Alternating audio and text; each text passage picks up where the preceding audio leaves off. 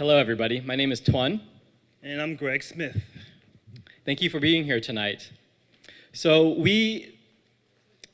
the housing crisis has touched all of us in San Jose, and therefore we've spent a lot of time researching the causes of the crisis.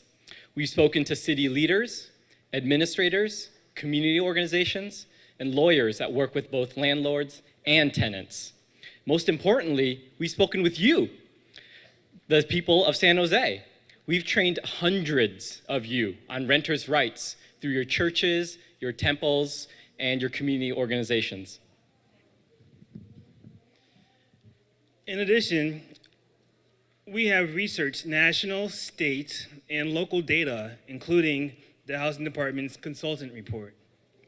We attended every advisory committee meeting with landlords for the past 8 months. We also observe eviction trials in court. What did we find in the research? We found that San Jose is a national leader. Unfortunately, we are leaders in not so great ways. In a report published just last week, San Jose is found to be the #1 fastest rising rent in the country. San Jose's overcrowding rate is 132% times greater than the national average, which means that there are multiple people per room in many instances. San Jose residents are burdened with high rents, meaning that we have to choose between paying our rent or other expenses in our lives, such as transportation or childcare. And you know what? The City Council ordered special housing research, and it confirmed many of these fears. It confirmed that prices for rent control are indeed rising faster than prices for apartments not in rent control. These are supposed to be our affordable housing. It found that operating costs for landlords have been stable for years. It said, in light of the exceptional rent increases of the past 2 years, it is likely that current operating expense ratios are even lower. It also found that there is significant turnover in San Jose among its residents. This indicates the lack of stability that many families feel in their homes. We have collected hundreds of messages from you, people of San Jose. You completed surveys as well, and 65% said that you pay almost 1/3 of your salary to rent. 43% said that you pay over half your salary to rent. 64% of you said that you fear not being able to stay in your home because of fast rising rents, evictions, and your salary not keeping pace with rising rents, among the reasons. You know what? I feel the effect, and I think that we all feel the effect of being a leader in this crisis. We feel left behind. It has been almost 40 years since City Council updated in a meaningful way the apartment rent ordinance. Other California cities with rent ordinances have updated theirs multiple times. What do other cities have? Other cities with rent ordinances, 7 of 10 have inflation-based limits on rent increases. 9 of 10 have just cause protections for tenants, which force landlords to give a reason why they are evicting a family. San Jose has neither of these. What do landlords have?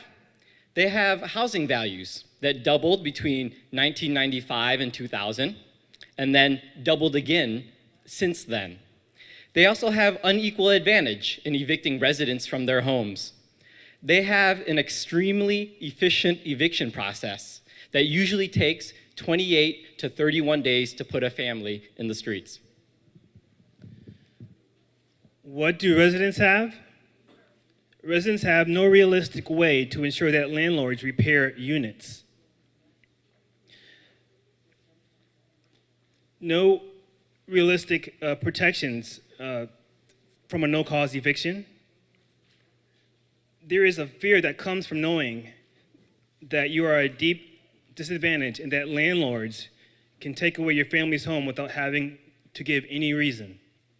In this environment, if a family loses their home, it is very unlikely that they will find another home as affordable.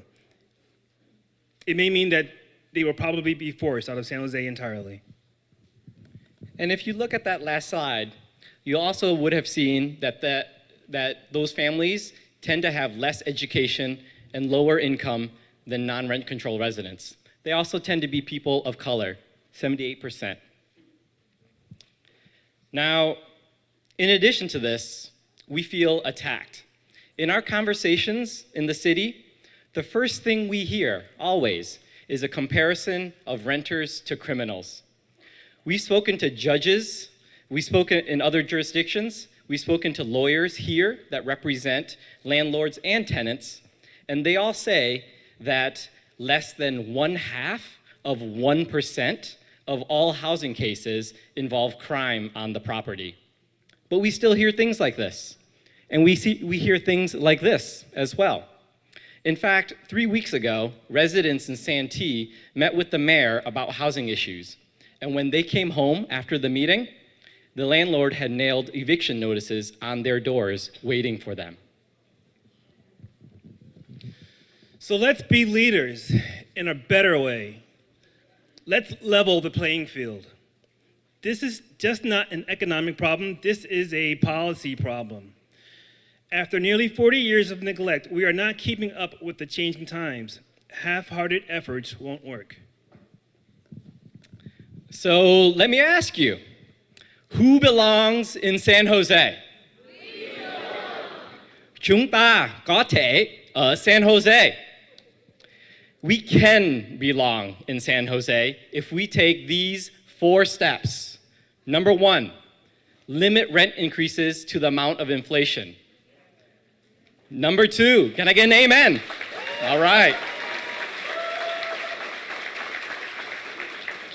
Number 2, enact just cause protection that requires landlord to give a reason why they are evicting a family. We just want a reason. Number 3, include more homes under the rent control law. This could be duplexes. Okay, the homes are getting older. And lastly, number 4, stop discriminating against families based on Section 8. It includes many veterans and older people who need the help. These are the facts, and our family's future generations in San Jose depend on our actions now and on April 19th. Thank you.